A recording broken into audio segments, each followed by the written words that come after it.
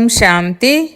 December 19వ తారీఖు 2024 ఉదయం మురళి. ఓం శాంతి. బాబ్దాదా మధువనము. ఈరోజు మధుర మహావాక్యాలు. బాబా చెప్తున్నారు, మధురమైన పిల్లలు, ఈ పురుషోత్తమ సంగమ యుగము ట్రాన్స్ఫర్ అయ్యే యుగము. ఇప్పుడు మీరు కనిష్ఠుల నుండి ఉత్తమ పురుషులుగా అవ్వాలి. ప్రశ్న: తండ్రితో పాటు ఏ పిల్లల మహిమ కూడా గానం చేయబడుతుంది? జవాబు: ఎవరైతే టీచర్లుగా అయ్యి అనేకుల కళ్యాణము చేయడానికి నిమిత్తులుగా అవుతారో వారి మహిమ కూడా తండ్రితో పాటు గానం చేయబడుతుంది. చేసేవారు మరియు చేయించేవారైన బాబా పిల్లల ద్వారా అనేకుల కళ్యాణాన్ని చేయిస్తారు. కావున పిల్లల మహిమ కూడా జరుగుతుంది. బాబా ఫలానా వారు మాపై దయ చూపించారు, తద్వారా మేము ఎలా ఉన్నవారము ఎలా అయిపోయామని అంటారు. టీచరుగా అవ్వకుండా ఆశీర్వాదము లభించదు. ఓం శాంతి. ఆత్మిక తండ్రి ఆత్మిక పిల్లలను అడుగుతారు. వారు అర్థం చేయిస్తారు కూడా, ఆ తర్వాత అడుగుతారు కూడా. ఇప్పుడు పిల్లలు తండ్రిని తెలుసుకున్నారు. కొందరు సర్వవ్యాపి అని కూడా అంటారు. కానీ దానికన్నా ముందు ఆ తండ్రి ఎవరు అన్నదైతే గుర్తించాలి కదా. ముందు గుర్తించి ఆ తర్వాత చెప్పాలి. తండ్రి నివాస స్థానము ఎక్కడా? తండ్రి గురించే తెలియకపోతే ఇక వారి నివాస స్థానము గురించి ఎలా తెలుస్తుంది? వారు నామరూపాలకు అతీతుడని అనేస్తారు, అనగా వారు అసలు లేనే లేరని. మరి ఎవరైతే లేనే లేరో వారి నివాస స్థానము గురించి ఇక ఎలా ఆలోచించాలి? ఇది ఇప్పుడు పిల్లలైన మీకు తెలుసు. తండ్రి మొట్టమొదట తమ పరిచయాన్ని ఇచ్చారు.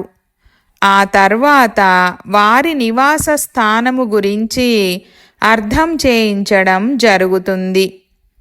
తండ్రి అంటారు, నేను మీకు ఈ రథము ద్వారా నా పరిచయాన్ని ఇవ్వడానికి వచ్చాను. నేను మీ అందరికీ తండ్రిని. నన్ను పరమపిత అని అంటారు. ఆత్మను గురించి కూడా ఎవరికీ తెలీదు. తండ్రి యొక్క నామరూప దేశ కాలాలు లేకపోతే ఇక పిల్లలవి ఎక్కడి నుండి వస్తాయి? తండ్రే నామరూపాలకు అతీతుడైతే ఇక పిల్లలు ఎక్కడి నుండి వస్తారు? పిల్లలు ఉన్నారంటే తప్పకుండా తండ్రి కూడా ఉన్నట్లే. తద్వారా వారు నామరూపాలకు అతీతుడు కాదని నిరూపించబడుతోంది. పిల్లలకు కూడా నామరూపాలు ఉన్నాయి. ఆత్మ ఎంత సూక్ష్మమైనదైనా నామరూపాలైతే ఉన్నాయి కదా. ఆకాశము సూక్ష్మమైనదైనా కానీ ఆకాశమన్న పేరైతే ఉంది కదా. ఏ విధంగా ఆకాశము సూక్ష్మమైనదో అలాగే తండ్రి కూడా చాలా సూక్ష్మమైనవారు. వారు ఒక అద్భుత సితార. వారు ఇతనిలోకి ప్రవేశిస్తారు. వారిని ఆత్మ అని అంటారని పిల్లలు వర్ణన చేస్తారు. తండ్రి పరంధామములోనే ఉంటారు. అది నివాస స్థానము. దృష్టి పైకే వెళ్తుంది కదా. వేలితో పైకి సైగ చేసి వారిని తలుచుకుంటారు. మరి ఎవరినైతే తలుచుకుంటున్నారో వారు ఎవరో ఉండి ఉంటారు కదా. పరమపిత పరమాత్మ అని అయితే అంటారు కదా. అయినా కానీ వారిని నామరూపాలకతీతుడని అనడము దీనిని అజ్ఞానమని అంటారు. తండ్రిని తెలుసుకోవడాన్ని జ్ఞానమని అంటారు. మనం మొదట అజ్ఞానులుగా ఉండేవారమని కూడా మీరే అర్థం చేసుకుంటారు. తండ్రి గురించి కూడా తెలియదు, స్వయము గురించి కూడా తెలీదు. మనం ఒక ఆత్మ, శరీరము కాదని ఇప్పుడు అర్థం చేసుకున్నారు. ఆత్మను అవినాశి అని అంటారు. కావున తప్పకుండా అదంటూ ఒకటి ఉన్నట్లే కదా. అవినాశి అన్నది పేరు కాదు. అవినాశి అనగా వినాశనము పొందనిది. కావున తప్పకుండా దాని అస్తిత్వము ఉన్నట్లు. పిల్లలకు బాగా అర్థం చేయించడం జరిగింది. మధురాతి మధురమైన పిల్లలని ఎవరినైతే పిల్లలు పిల్లలు అని అంటారో ఆ ఆత్మలు అవినాశి. ఆ ఆత్మల తండ్రి అయిన పరమపిత పరమాత్మ కూర్చొని అర్థం చేయిస్తారు. ఈ ఆట ఒకేసారి జరుగుతుంది. ఆ సమయంలోనే తండ్రి వచ్చి పిల్లలకు తమ పరిచయాన్ని ఇస్తారు. నేను కూడా పాత్రధారినే. నేను ఏ విధంగా పాత్రను అభినయిస్తాను అనేది కూడా మీ బుద్ధిలో ఉంది. పాత అనగా పతిత ఆత్మను కొత్తగా పావనంగా తయారు చేస్తారు. కావున శరీరము కూడా మీది అక్కడ పుష్పము వలె ఉంటుంది. ఇదైతే బుద్ధిలో ఉంది కదా. ఇప్పుడు మీరు బాబా బాబా అని అంటారు. ఈ పాత్ర నడుస్తోంది కదా. పిల్లలైన మమ్మల్ని శాంతిధామమైన ఇంటికి తీసుకువెళ్లేందుకు బాబా వచ్చి ఉన్నారని ఆత్మ అంటుంది. శాంతిధామము తర్వాత ఉన్నది సుఖధామమే. శాంతిధామము తర్వాత దుఃఖధామము ఉండదు. కొత్త ప్రపంచములో సుఖమే ఉంటుందని అంటారు. ఈ దేవీ దేవతలు ఒకవేళ చైతన్యముగా ఉన్నట్లయితే మరియు వారిని ఎవరైనా మీరు ఎక్కడి నివాసులని అడిగినట్లయితే మేము స్వర్గవాసులమని చెప్తారు. ఇప్పుడు ఈ జడమూర్తులైతే అలా జవాబు చెప్పలేవు. మీరైతే చెప్పగలరు కదా. మేము వాస్తవానికి స్వర్గములో ఉండే దేవీ దేవతలము. మళ్ళీ 84 జన్మల చక్రములో తిరిగి ఇప్పుడు సంగమములోకి వచ్చాము అని. ఇది ట్రాన్స్ఫర్ అయ్యే పురుషోత్తమ సంగమ యుగము. మేము చాలా ఉత్తమ పురుషులుగా అవుతామని పిల్లలకు తెలుసు. మనము ప్రతి 5000 సంవత్సరాల తర్వాత సతోప్రధానంగా అవుతాము. సతోప్రధానంగా కూడా నెంబర్ వారుగా అవుతారని అంటారు. ఈ పాత్ర అంతా ఆత్మకు లభించింది. మనిషికి పాత్ర లభించిందని అనరు. ఆత్మ అయిన నాకు పాత్ర లభించింది. ఆత్మనైన నేను 84 జన్మలను తీసుకుంటాను. ఆత్మలమైన మనము వారసులము. వారసులుగా ఎప్పుడూ పురుషులే ఉంటారు, స్త్రీలు ఉండరు. కావున ఇప్పుడు పిల్లలైన మీరు ఆత్మలమైన మనమందరము పురుషులమే అన్న విషయాన్ని పక్కాగా అర్థం చేసుకోవాలి. అందరికీ అనంతమైన తండ్రి నుండి వారసత్వము లభిస్తుంది. హద్దులోని లౌకిక తండ్రి నుండి కేవలం కొడుకులకే వారసత్వము లభిస్తుంది, కూతురుకి లభించదు. అలాగని ఆత్మ ఎప్పుడూ స్త్రీగానే జన్మిస్తుందని కాదు. తండ్రి అర్థం చేయిస్తారు. ఆత్మైన మీరు ఒకసారి పురుషుని శరీరము, మరొకసారి స్త్రీ శరీరము తీసుకుంటారు. ఈ సమయంలో మీరందరూ పురుషులే. ఆత్మలందరికీ ఒక్క తండ్రి నుండే వారసత్వము లభిస్తుంది. అందరూ కొడుకులే. అందరి తండ్రి ఒక్కరే. తండ్రి కూడా అంటారు, ఓ పిల్లలు, ఆత్మలైన మీరందరూ పురుషులే.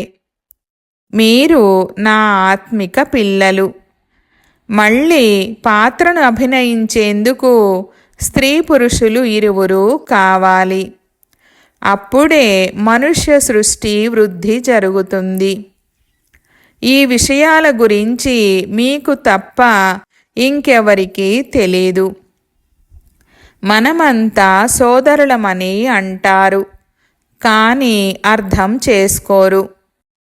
ఇప్పుడు మీరంటారు, బాబా, మీ నుండి మేము అనేకసార్లు వారసత్వాన్ని తీసుకున్నాము. ఆత్మకు ఇది పక్కా అయిపోతుంది. ఓ బాబా, దయ చూపించండని ఆత్మ తండ్రిని తప్పకుండా స్మృతి చేస్తుంది. బాబా, ఇప్పుడు మీరు రండి, మేమందరము మీకు పిల్లలుగా అవుతాము. దేహసహితంగా దేహపు సర్వ సంబంధాలను వదిలి ఆత్మలైన మేము మిమ్మల్ని స్మృతి చేస్తాము. స్వయాన్ని ఆత్మగా భావిస్తూ తండ్రినైనా నన్ను స్మృతి చేయండని తండ్రి అర్థం చేయించారు. తండ్రి నుండి మనము వారసత్వాన్ని ఎలా పొందుతాము? ప్రతి 5000 సంవత్సరాల తర్వాత మనం ఈ దేవతలుగా ఎలా అవుతాము? ఇది కూడా తెలుసుకోవాలి కదా. స్వర్గవారసత్వము ఎవరి నుండి లభిస్తుంది? ఇది ఇప్పుడు మీరు అర్థం చేసుకున్నారు. తండ్రైతే స్వర్గవాసి కారు. వారు పిల్లలను ఆ విధంగా తయారు చేస్తారు. వారు స్వయమైతే నరకములోకే వస్తారు. మీరు తండ్రిని పిలవడము కూడా నరకములోకే పిలుస్తారు. మీరు తమోప్రధానంగా అయినప్పుడు పిలుస్తారు. ఇది తమోప్రధానమైన ప్రపంచము కదా. సతోప్రధానమైన ప్రపంచము ఉండేది.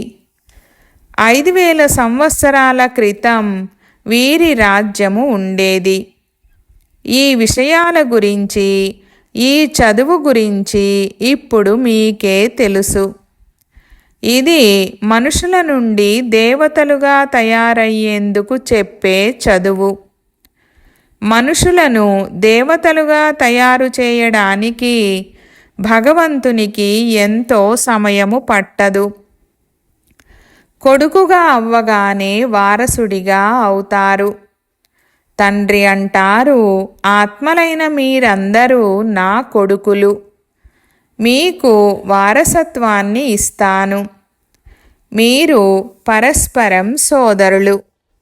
మీ నివాస స్థానము మూలవతనము లేక నిర్వాణధామము. దానిని నిరాకారీ లోకమని కూడా అంటారు. ఆత్మలందరూ అక్కడ ఉంటారు. ఈ సూర్యచంద్రాదులకు కూడా అతీతంగా ఉన్న ఆ స్థానము మీ స్వీట్ సైలెన్స్ ఇల్లు. కానీ అక్కడే కూర్చుండిపోకూడదు. అలా కూర్చొని ఏం చేస్తారు? అది జడ అవస్థ వంటిదే. ఆత్మ ఎప్పుడైతే పాత్రను అభినయిస్తుందో అప్పుడే చైతన్యముగా పిలవబడుతుంది. చైతన్యముగా ఉన్నా పాత్రను అభినయించకపోతే అది జడమైనట్లే కదా. మీరిక్కడ నిలబడి కాళ్ళు చేతులు కదలకుండా ఉన్నట్లయితే జడమైనట్లే. అక్కడైతే సహజ సిద్ధమైన శాంతి ఉంటుంది. ఆత్మలు జడముగా ఉన్నట్లు ఉంటాయి. పాత్రనేమీ అభినయించవు. శోభ అనేది పాత్రలోనే ఉంటుంది కదా. శాంతిధామములో శోభ ఏముంటుంది? ఆత్మలు సుఖదుఖాల అనుభూతి నుండి అతీతంగా ఉంటారు. అసలు పాత్రనే అభినయించకపోతే ఇక అక్కడ ఉండి లాభమేముంది? మొట్టమొదట సుఖము యొక్క పాత్రను అభినయించాలి. ప్రతి ఒక్కరికి ముందు నుండే పాత్ర లభించి ఉంది. కొందరు మాకు మోక్షము కావాలని అంటారు. అలా అయితే నీటి బుడగ నీటిలో కలిసిపోయినట్లే. ఇక ఆత్మ అస్తిత్వము లేనట్లే. ఏ పాత్రను అభినయించకపోతే మరి జడమనే అంటారు. చైతన్యమై ఉండి కూడా జడముగా పడి ఉన్నట్లయితే లాభమేముంది? పాత్రనైతే అందరూ అభినయించవలసిందే. ముఖ్యమైనది హీరో హీరోయిన్ పాత్ర అని అనబడుతుంది. పిల్లలైన మీకు హీరో హీరోయిన్ టైటిల్ లభిస్తుంది. ఆత్మ ఇక్కడ పాత్రను అభినయిస్తుంది. మొదట సుఖమయమైన రాజ్యాన్ని పరిపాలిస్తుంది. ఆ తర్వాత రావణుని దుఃఖపు రాజ్యములోకి వెళ్తుంది. ఇప్పుడు తండ్రి అంటారు, పిల్లలైన మీరు అందరికీ ఈ సందేశాన్ని ఇవ్వండి. టీచరుగా అయ్యి ఇతరులకు అర్థం చేయించండి. ఎవరైతే టీచరుగా అవ్వరో వారి పదవి తక్కువగా ఉంటుంది. టీచరుగా అవ్వకుండా ఎవరికైనా ఆశీర్వాదము ఎలా లభిస్తుంది? ఎవరికైనా ధనమునిస్తే వారికి సంతోషము కలుగుతుంది కదా. బీకేలు మాపై ఎంతో దయ చూపిస్తున్నారు. దాంతో మేము ఎలా ఉన్నవారము, ఎలా అవుతున్నామని లోపల భావిస్తారు. వాస్తవానికి మహిమ అనేది ఒక్క తండ్రినే చేస్తారు. వాహ్ బాబా, మీరు ఈ పిల్లల ద్వారా మా కళ్యాణాన్ని ఎంతగా చేస్తారు. ఎవరో ఒకరి ద్వారానైతే జరుగుతుంది కదా. తండ్రి చేసేవారు మరియు చేయించేవారు. మీ ద్వారా చేయిస్తారు.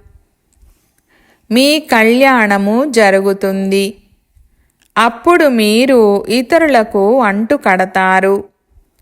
ఎవరెవరు ఎంతగా సేవ చేస్తారో అంతగా ఉన్నత పదవిని పొందుతారు. రాజుగా అవ్వాలంటే ప్రజలను కూడా తయారు చేసుకోవాలి.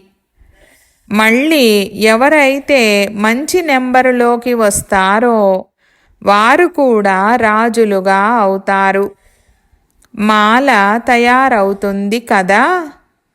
మిమ్మల్ని మీరు ప్రశ్నించుకోవాలి, మేము మాలలో ఏ నెంబరు వారిగా అవుతాము? నవరత్నాలు ముఖ్యమైనవి కదా. మధ్యలో వజ్రముగా తయారు చేసేవారు ఉన్నారు. వజ్రాన్ని మధ్యలో పెడతారు. మాలలో పైన పుష్పము కూడా ఉంది కదా. రాజ్యవంశములోకి వచ్చే ముఖ్యమైన మణులుగా ఎవరెవరు అవుతారనేది అంతిమములో మీకు తెలుస్తుంది. చివర్లో మీకు అంతా తప్పకుండా సాక్షాత్కారం అవుతుంది. ఏ విధంగా అందరూ శిక్షలు పొందుతారో మీరు చూస్తారు. ప్రారంభములో దివ్య దృష్టి ద్వారా మీరు సూక్ష్మవతనములో చూసేవారు.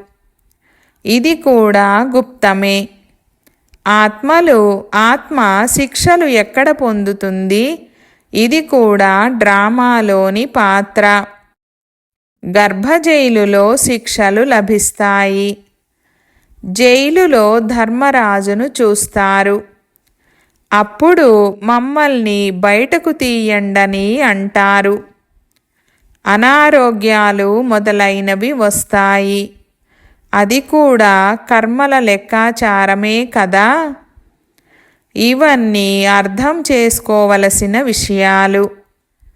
తండ్రి అయితే తప్పకుండా యథార్థమే వినిపిస్తారు కదా. ఇప్పుడు మీరు ధర్మయుక్తమైన వారిగా అవుతారు. ఎవరైతే తండ్రి నుండి చాలా శక్తిని తీసుకుంటారో వారినే ధర్మయుక్తమైన వారని అంటారు. మీరు విశ్వాధిపతులుగా అవుతారు కదా. ఎంతటి శక్తి ఉంటుంది? గొడవలు మొదలైన వాటి విషయమేదీ ఉండదు. శక్తి తక్కువగా ఉంటే ఎన్ని గొడవలు జరుగుతాయి? పిల్లలైన మీకు అర్ధకల్పము కొరకు శక్తి లభిస్తుంది. అది కూడా నెంబరువారు పురుషార్థానుసారముగా. ఒకేలాంటి శక్తిని పొందలేరు. అలాగే ఒకేలాంటి పదవిని కూడా పొందలేరు. ఇది కూడా ముందు నుండే నిశ్చితమై ఉంది. డ్రామాలో అనాదిగా రచింపబడి ఉంది. కొందరు చివరిలో వస్తారు. వారు 1-2 జన్మలను తీసుకుంటారు మరియు శరీరాన్ని వదిలేస్తారు. ఏ విధంగా దీపావళి సమయంలో దోమలు రాత్రిపూట పుడతాయి, మళ్ళీ ఉదయం చూస్తే చనిపోయి ఉంటాయి. అవి లెక్కలేనన్ని ఉంటాయి. మనుషుల విషయంలోనైతే ఎంతైనా లెక్క ఉంటుంది. మొట్టమొదట ఏ ఆత్మలైతే వస్తారో వారి ఆయువు ఎంత ఎక్కువగా ఉంటుంది? మేము చాలా పెద్ద ఆయువు కలవారిగా అవుతామని పిల్లలైన మీకు సంతోషం ఉండాలి. మీరు పూర్తి పాత్రను అభినయిస్తారు. మీరు ఏ విధంగా పూర్తి పాత్రను అభినయిస్తారనేది తండ్రి మీకే అర్థం చేయిస్తారు. పాత్రను అభినయించడానికి చదువు అనుసారంగా పైనుండి వస్తారు. మీ ఈ చదువు కొత్త ప్రపంచము కొరకే. తండ్రి అంటారు, నేను అనేకసార్లు మిమ్మల్ని చదివిస్తాను. ఈ చదువు అవినాశీగా అయిపోతుంది. అర్ధకల్పము మీరు ప్రారబ్ధాన్ని పొందుతారు. ఆ వినాశీ చదువు ద్వారా సుఖము కూడా అల్పకాలము కొరకే లభిస్తుంది. ఇప్పుడు ఎవరైనా బ్యారిస్టరుగా అయితే మళ్ళీ కల్పము తర్వాత బ్యారిస్టరుగా అవుతారు. ఇది కూడా మీకు తెలుసు. అందరి పాత్ర ఏదైతే ఉందో అదే పాత్ర కల్పకల్పము అభినయించబడుతుంది. దేవతలైన శూద్రులైన ప్రతి ఒక్కరి పాత్ర కల్పకల్పము ఏదైతే అభినయించబడుతుందో అదే మళ్ళీ అభినయించబడుతుంది. అందులో ఎటువంటి తేడా ఉండదు. ప్రతి ఒక్కరూ తమ పాత్రను అభినయిస్తూ ఉంటారు. ఇదంతా తయారు చేయబడిన నాటకము. పురుషార్థము గొప్పదా లేక ప్రారబ్ధము గొప్పదా అని అడుగుతారు. ఇప్పుడు పురుషార్థము లేకుండానైతే ప్రారబ్ధము లభించదు. పురుషార్థము ద్వారా ప్రారబ్ధము లభిస్తుంది డ్రామానుసారంగా. కావున మొత్తం భారమంతా డ్రామాపైకి వచ్చేస్తుంది. పురుషార్థము కొందరు చేస్తారు, కొందరు చేయరు. వస్తారు కూడా, కానీ పురుషార్థం చేయకపోతే ఇక ప్రారబ్ధము లభించదు. మొత్తం ప్రపంచంలో ఏ పాత్ర అయితే నడుస్తుందో అదంతా తయారు చేయబడిన డ్రామా. ఆత్మలో ఆది నుండి అంతిమము వరకు పాత్ర అంతా మొదటే నిశ్చితమై ఉంది. అదేవిధంగా మీ ఆత్మలో 84 జన్మల పాత్ర ఉంది. తద్వారా అది వజ్రంగా కూడా అవుతుంది, అలాగే గవ్వగా కూడా అవుతుంది. ఈ విషయాలన్నింటినీ మీరు ఇప్పుడు వింటారు. స్కూల్లో ఎవరైనా పాస్ అవ్వకపోతే వారిని బుద్ధిహీనులని అంటారు. వారికి ధారణ జరగదు. దీనిని వెరైటీ వృక్షము, వెరైటీ రూపురేఖలని అంటారు. ఈ వెరైటీ వృక్షము యొక్క జ్ఞానాన్ని తండ్రే అర్థం చేయిస్తారు.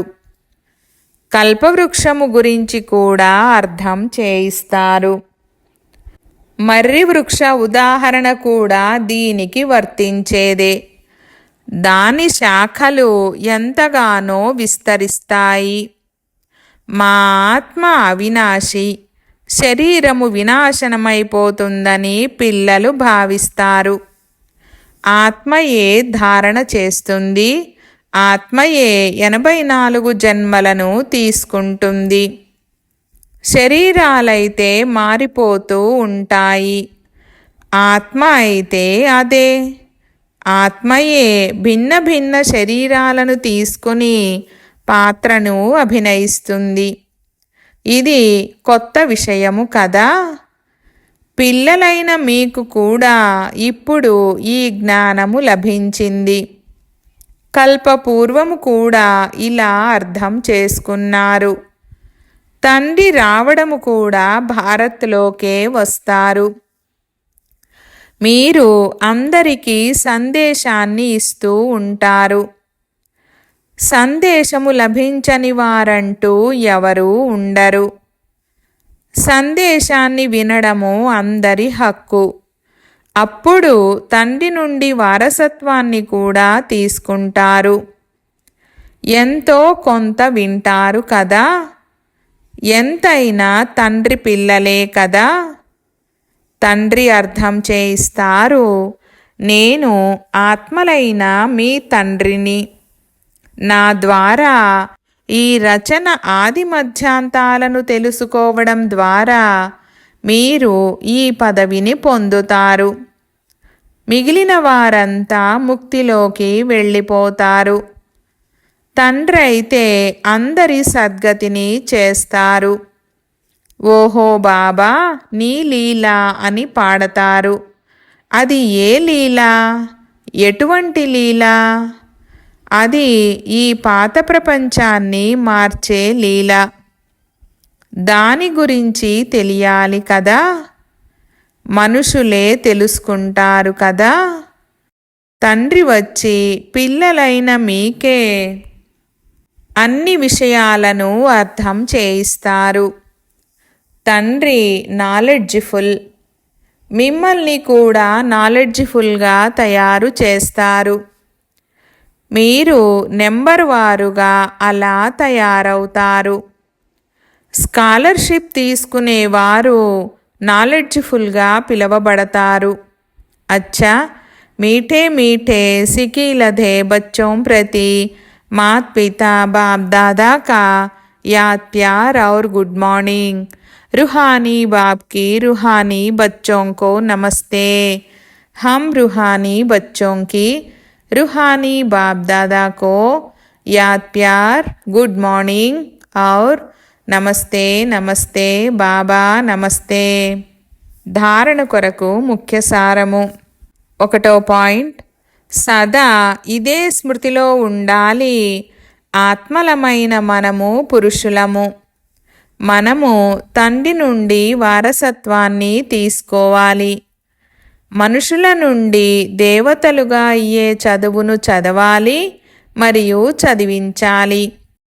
2వ పాయింట్, మొత్తం ప్రపంచంలో ఏ పాత్ర అయితే నడుస్తుందో అదంతా తయారు చేయబడిన డ్రామా. ఇందులో పురుషార్థము మరియు ప్రారబ్ధము రెండు రచింపబడి ఉన్నాయి. పురుషార్థము లేకుండా ప్రారబ్ధము లభించదు. ఈ విషయాన్ని బాగా అర్థం చేసుకోవాలి. వరదానము: ఏ సేవనైనా సత్యమైన మనసుతో మరియు లగనముతో చేసే సత్యమైన ఆత్మిక సేవాధారి భవ. వివరణ: సేవ ఏదైనా కానీ దానిని సత్యమైన మనసుతో లగనముతో చేసినట్లయితే అందుకు 100 మార్కులు లభిస్తాయి. సేవలో చిరాకు ఉండకూడదు. సేవను ఏదో పని కానిచ్చేయాలన్నట్లు చెయ్యకూడదు. మీ సేవ పాడైపోయిన వారిని బాగు చెయ్యడము, అందరికీ సుఖాన్నివ్వడము, ఆత్మలను యోగ్యులుగా మరియు యోగులుగా తయారు చెయ్యడము, అపకారులకు కూడా ఉపకారము చెయ్యడము, అవసరమైన సమయంలో ప్రతి ఒక్కరికి తోడును మరియు సహయోగాన్ని అందించడము. ఇటువంటి సేవను చేసేవారే సత్యమైన ఆత్మిక సేవాదారులు. స్లోగన్: పవిత్రతయే బ్రాహ్మణ జీవితము యొక్క నవీనత. ఇదే జ్ఞానము యొక్క పునాది. ఓం శాంతి.